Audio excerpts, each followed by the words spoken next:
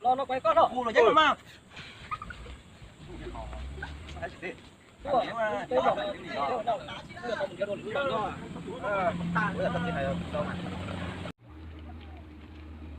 ô thôi lúc đầu nó chúng mà hàng giống nó xuất hiện nó sao có liệt tế của nó Ô tiểu gì哦，我学车成了这样子。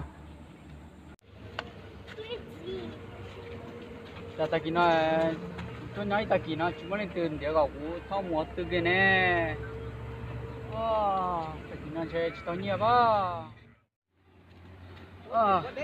phương tiện cho sao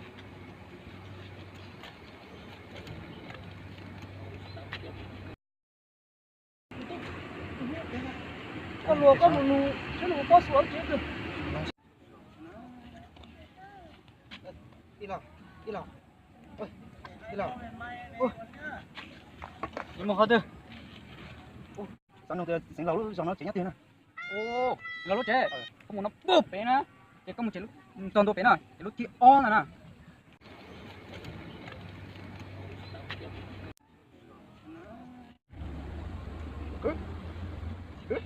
Ôi, chiếu chiếu chiếu. Ôi, sao nó có đấy có thằng lâu chạy không tiền nữa. ô thành là lúc chơi đâu không một tao cái nó to lấy cái nó đã cái lúc kia on thì do xíu mà Đi, ê, mua kia nó bé, mua kia to, lúc kia ó vô nó. do mà có tao cái nó lấy cái nó bé lấy cái nó đã do thì do nào mà Mày cứ. ơi